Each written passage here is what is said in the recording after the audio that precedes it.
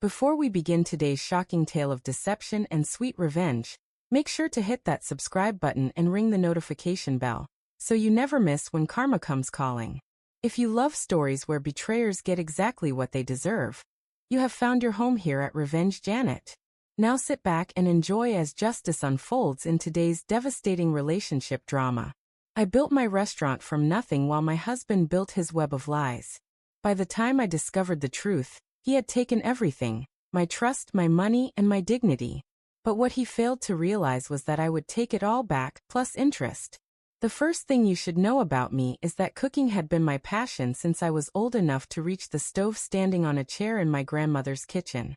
While other teenagers were experimenting with makeup and dating, I was perfecting my grandmother's secret recipes and dreaming of owning my own restaurant. When I met Michael during our junior year of college, he claimed to fall in love with my cooking before he fell in love with me. "You are going to be a star chef someday," he would say as he watched me cook in our tiny apartment kitchen. "And I will handle all the business aspects so you can focus on your art." That was Michael, always thinking ahead, always planning. He had a business degree and the charisma to match. When we married after graduation, we promised to build our dreams together. His support and business acumen combined with my culinary skills seemed like the perfect recipe for success. It took us 8 years of saving, planning, and working multiple jobs before we could afford to open our restaurant, Sage. I named it after my grandmother, who had passed away the year before we signed the lease. The location was not ideal. A somewhat rundown building in a neighborhood that had seen better days, but the rent was affordable, and I could see the potential. Michael negotiated the lease terms, handled the permits, and managed the renovation while I developed the menu and hired kitchen staff. Opening night exceeded all our expectations. The local food critic gave us a glowing review, calling my cuisine a revelation of flavor that transforms humble ingredients into culinary masterpieces. Word spread quickly, and soon we had lines out the door and a reservation list that stretched weeks in advance. For 3 years, Sage thrived. I poured my heart and soul into every dish that left my kitchen, while Michael charmed the customers and managed the finances. When he suggested opening a second location in a more upscale part of town, I was hesitant at first. "We are doing so well here," I argued. "Should not we just focus on what is working?" "Cassandra," Michael said, using my full name the way he always did when he was trying to convince me of something. "This is how restaurant empires are built. Strike while your name is hot. I have already found the perfect space, and the numbers look great." I trusted Michael implicitly with the business side of things. After all, he had an MBA, and I had barely passed the business basics course required for my culinary degree. So I agreed, focusing my energy on designing a new menu and training a sous chef who could take over more responsibilities at the original location. The second restaurant, Sage and Spice, opened 6 months later with another successful launch. I was splitting my time between both locations, working 16-hour days and loving every exhausting minute of it. Michael handled all the paperwork, the banking, the taxes, everything that would have taken me away from the kitchen. "You are the talent," he would remind me. "Let me deal with the tedious stuff." And I did. I trusted him completely, never questioning when he said we needed to reinvest most of our profits back into the business, never asking to see the financial reports, never wondering why, despite our apparent success, we still seemed to be living paycheck to paycheck. The signs were there if I had been looking for them. The late-night phone calls he would take outside. The business trips that seemed to multiply each month. The new suits, the expensive watch. Items he claimed were necessary to project the right image to potential investors. I was too busy creating seasonal menus and managing 2 kitchen staffs to notice the subtle shifts in his behavior. Everything changed on a Tuesday afternoon in March. I had just finished placing our produce order when my sous chef, Eliza, asked to speak with me privately. "Chef, there is something you need to know," she said, her normally confident demeanor replaced by nervous hesitation. "I was not going to say anything because it is not my business, but I care about you too much to stay silent." My stomach tightened with dread. "What is it, Eliza?" "I saw Michael yesterday at the Grand Hotel with a woman. They were very affectionate. And it is not the first time I have seen them together." The world tilted slightly. "Are you sure it was him?" Maybe it was a business meeting. Eliza pulled out her phone and showed me a photo she had taken discreetly. There was my husband, his arm around a striking blonde woman I had never seen before, leaning in to kiss her cheek as they sat cozily in the hotel's upscale bar. "I am so sorry, Chef," Eliza whispered. I thanked her for her honesty and finished my shift in a daze, moving through dinner service on autopilot while my mind raced with questions. Who was this woman? How long had this been going on? Was this why Michael had been so distant lately, so quick to shut down any personal conversations with claims of being too busy with work? That night, instead of confronting him immediately, I decided to observe. Michael came home late as usual, claiming a meeting with suppliers had run long.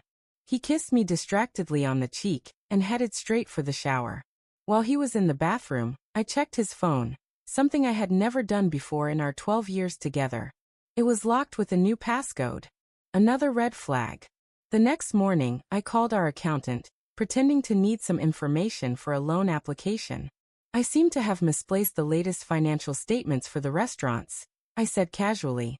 "Could you email me copies?" There was a long pause. "Mrs. Parker, I have not worked on your accounts in over a year. Your husband switched to another firm last January." Ice formed in my stomach. "I see. That must have slipped my mind. Do you have the contact information for the new accountant?" "I am afraid not. Mr. Parker handled everything. He simply sent a letter thanking us for our services, but saying he had found a better fit elsewhere." I thanked him and hung up, the knot of dread growing tighter. Next, I called our bank, only to discover that Michael had removed my name from our business accounts 6 months earlier, presenting paperwork that I had supposedly signed giving him sole control. Paperwork I had never seen, let alone signed. With shaking hands, I drove to our second location and used my key to enter the office Michael kept there. A space I rarely visited because I was always needed in the kitchen. I started going through the filing cabinets, searching for any clue about what was happening. What I found made my blood run cold. Loan documents showing the restaurant had been mortgaged to the hilt. Bank statements revealing large transfers to accounts I did not recognize. And most damning of all, incorporation papers for a new restaurant called Michael's in Miami, with my husband listed as the sole owner and a woman named Veronica Winters as the silent partner. I sat at his desk, surrounded by evidence of his betrayal, feeling as though I had awakened in someone else's life. This could not be happening. Not Michael. Not the man who had supported my dreams, who had built this business with me, who had stood beside me at my grandmother's funeral, and promised we would honor her legacy together. But the evidence was undeniable. My husband was not just having an affair. He was systematically stealing from our restaurants, draining them of resources to fund his new venture with his mistress. The restaurants I had poured my heart and soul into were drowning in debt because of his deception. I drove home in a state of numb shock, trying to decide how to confront him. Should I rage and scream? Break down in tears? Demand explanations? None of those options seemed sufficient for the magnitude of his betrayal. When Michael came home that night, I was sitting calmly at our dining table, a glass of wine in front of me, the incriminating documents spread out like a hand of cards. "What is all this?" he asked, his confident smile faltering slightly. "You tell me, Michael." "It looks like the paper trail of a man who has been stealing from his wife's restaurants to open a new one with his mistress." He stared at me for a long moment, and I watched the calculation in his eyes, weighing his options, formulating explanations, looking for an escape route. That was when I knew beyond any doubt that every suspicion was true. "Cassandra, I can explain," he began, taking the seat across from me. "Yes, I have been planning a new restaurant, but it was meant to be a surprise. An expansion opportunity in Miami that could take the Sage brand national." "And Veronica Winters? Is she also a surprise?" His jaw tightened. "She is an investor, that is all. These kinds of deals require networking, relationship building." "Stop lying," I said quietly. "I know about the affair. I know you have been stealing money from our restaurants.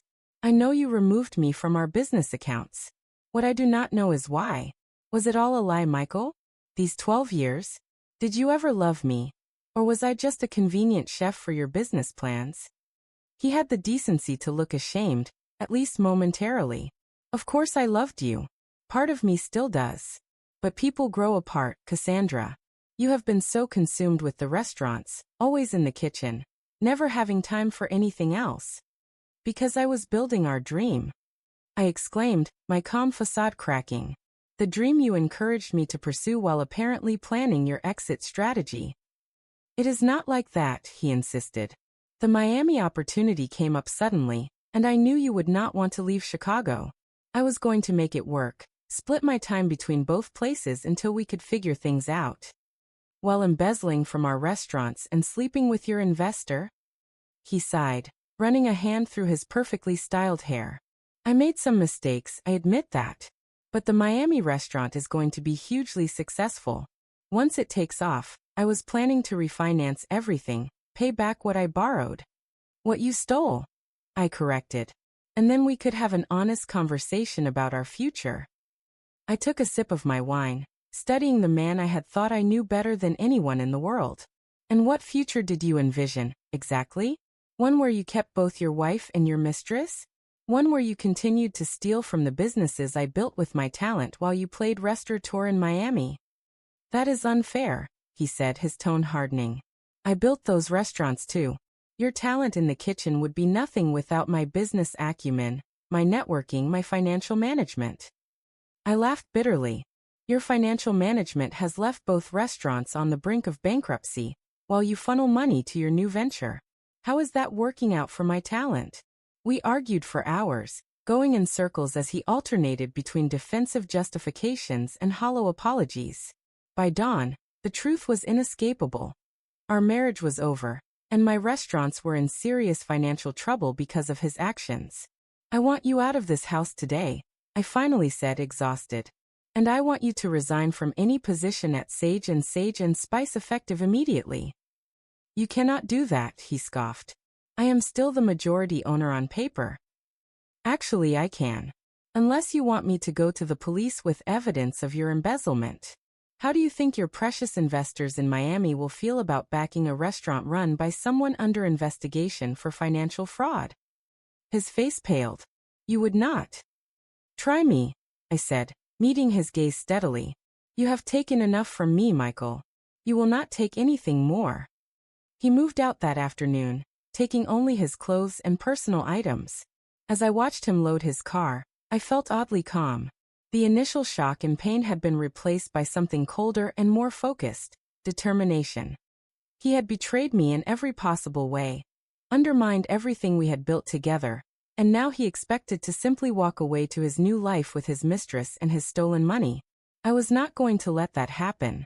The next morning, I met with a lawyer recommended by another chef in the city, someone who specialized in both divorce and business litigation. Irene Goldstein was in her 60s, with a steely demeanor that somehow still managed to convey warmth. So, she said after I had explained the situation, your husband has been systematically draining your restaurants to fund a new venture with his mistress, forged your signature to remove you from business accounts, and incurred substantial debt in the restaurant's names without your knowledge or consent.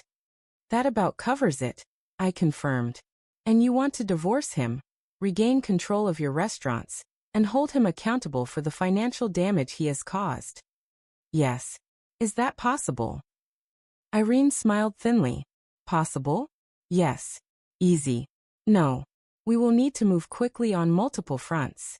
First, to file for divorce and secure temporary orders preventing him from taking any further action regarding the businesses. Second, to pursue legal remedies for the financial fraud he has committed. And the restaurants? Can they be saved? That depends on how deeply in debt they are. I will need to see all the financial records you can get your hands on. And we will need a forensic accountant to trace exactly where the money went.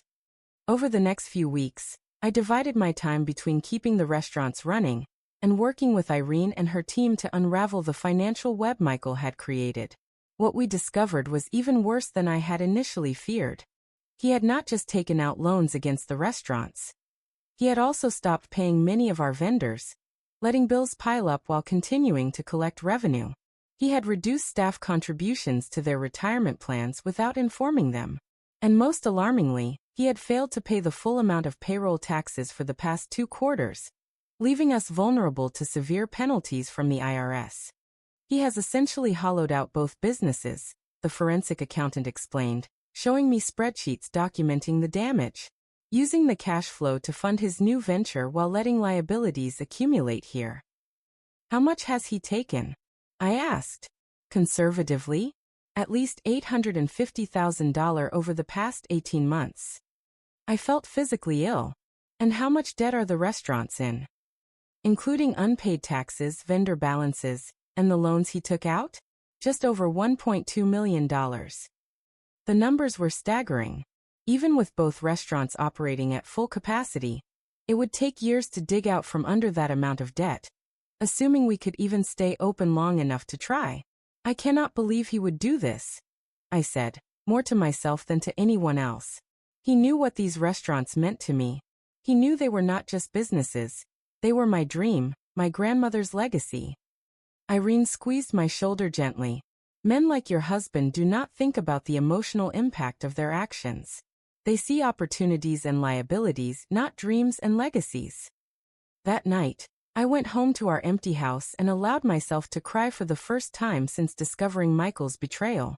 I cried for the marriage I had thought was solid, for the partner I had trusted implicitly, for the future that had been stolen from me. And then, when the tears were spent, I got angry. Michael had calculated that I would be too devastated by his betrayal to fight back effectively. He had assumed that my focus on the culinary side of the business had left me ignorant and helpless when it came to the financial aspects.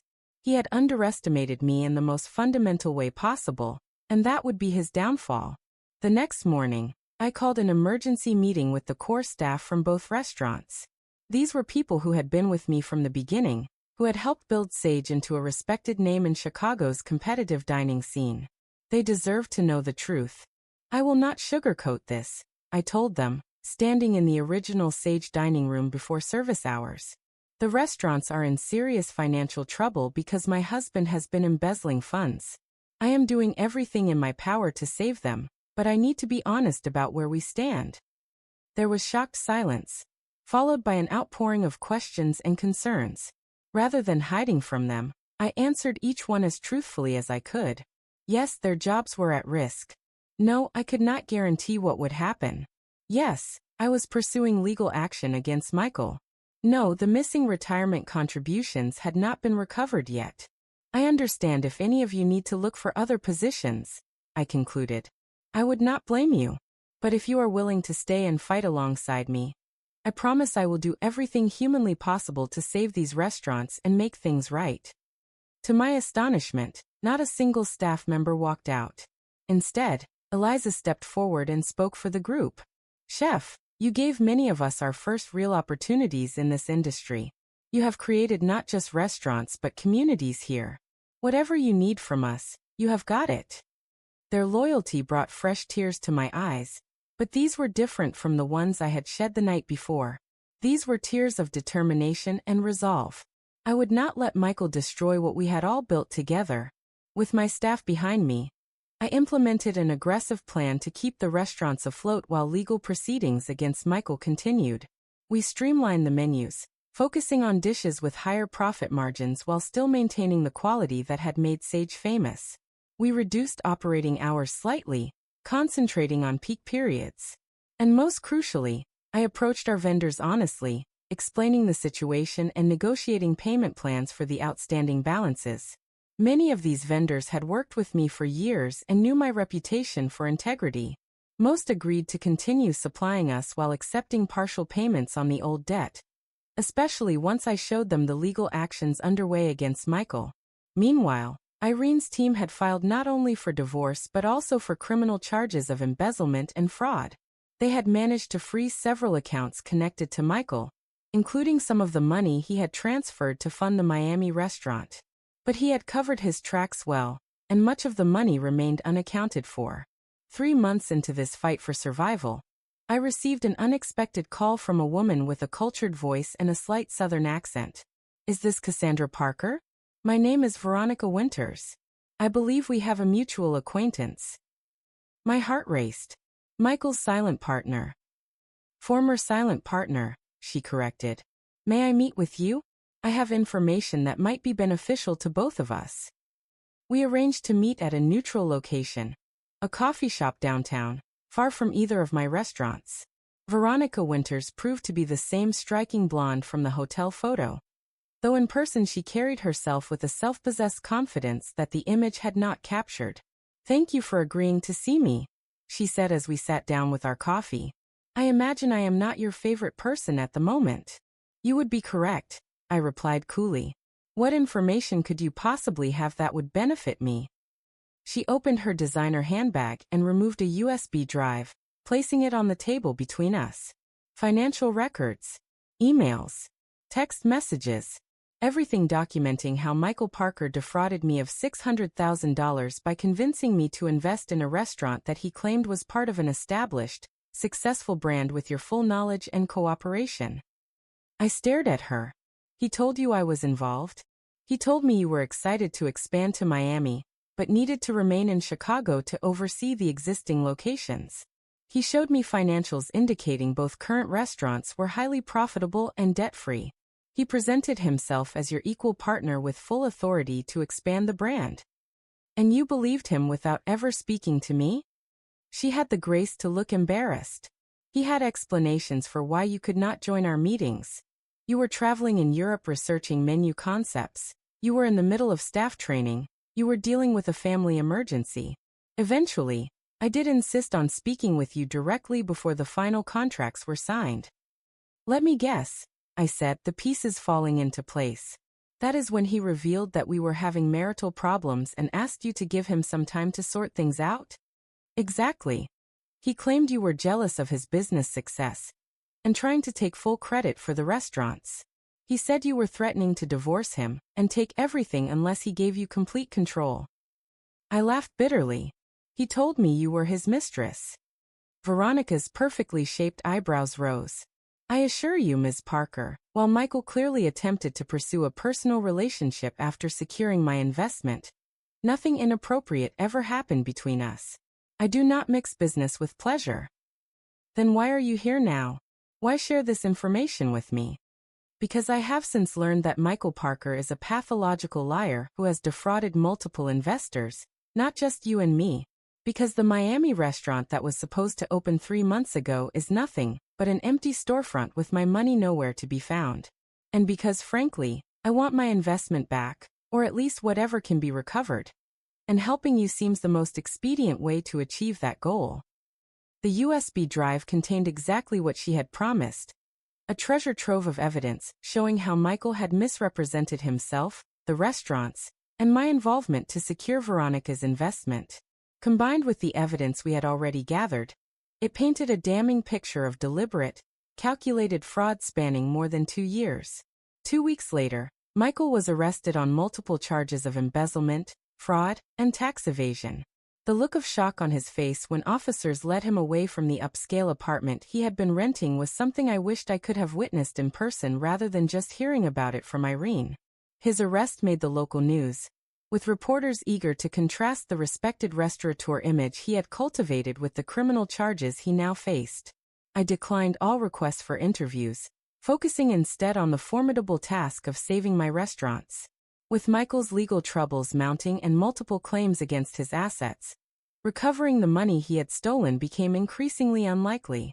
But Irene had been brilliant in securing court orders that dissolved his ownership stake in both restaurants, returning full control to me based on the documented fraud.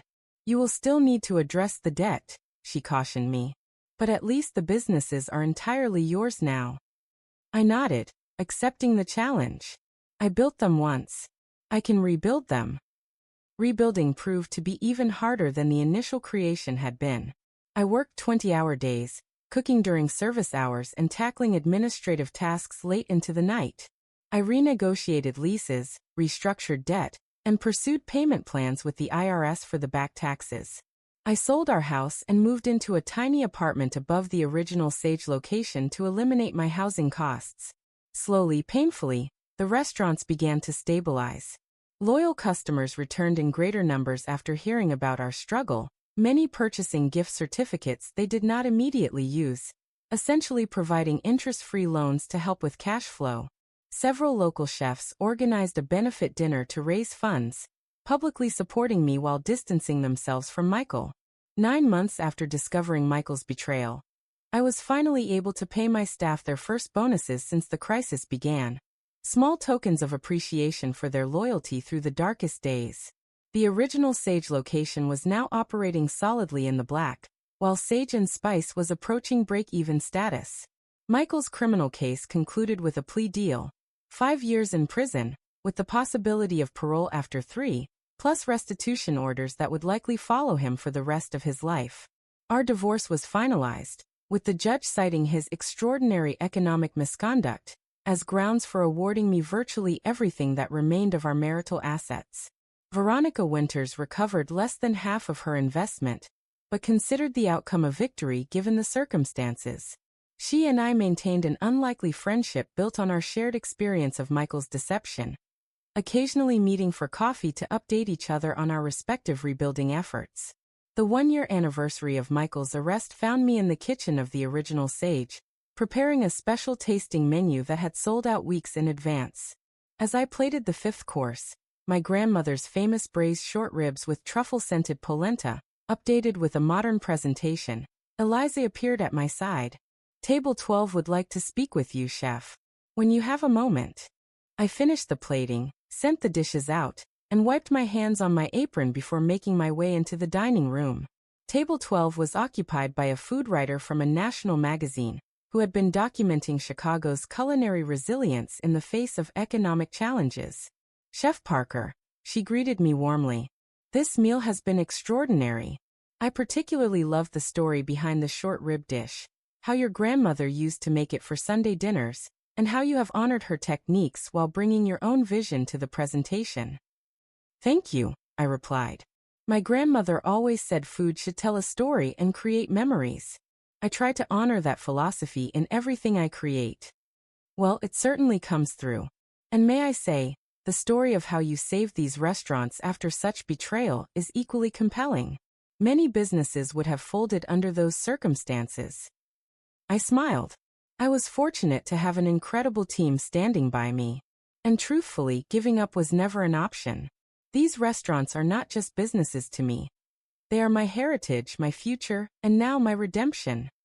Later that night, after the last customers had departed and the kitchen was cleaned, I sat alone in the dimly lit dining room with a glass of wine, reflecting on the journey of the past year. The pain of Michael's betrayal had diminished from an acute, stabbing agony to a dull ache that flared occasionally, but no longer dominated my thoughts. In its place had grown something stronger. A fierce pride in what I had salvaged and rebuilt, a deeper appreciation for the loyalty of my staff and customers, and most surprisingly, a renewed confidence in my own abilities not just as a chef but as a businesswoman. Michael had underestimated me in every possible way. He had assumed I was too trusting, too focused on my culinary world, too financially naive to fight back when he betrayed me. He had believed that by controlling the business aspects of our restaurants for so long, he had rendered me helpless without him. What he failed to understand was that the same passion and discipline that had made me a successful chef would drive me to master whatever skills I needed to save what was mine. He had never truly seen me, not fully, and that blindness had been his downfall. The restaurants were still carrying debt, still operating on razor-thin margins some months. The road ahead remained challenging. But they were mine now, completely and unequivocally, free from Michael's influence and manipulation. As I raised my glass in a silent toast to my grandmother, whose legacy lived on in these walls and on these plates, I realized that Michael's betrayal had ultimately given me an unexpected gift: the knowledge of my own strength and resilience. He had tried to be my destruction but had instead forced me to discover capabilities I never knew I possessed. In seeking to take everything from me, he had inadvertently led me to find resources within myself that I might otherwise never have recognized. That is the thing about betrayal. It can either break you or transform you. Michael had counted on the former, but instead had witnessed the latter, from the confines of a prison cell. Karma, as they say, has perfect accounting skills. And in the end, everyone pays their bill in full.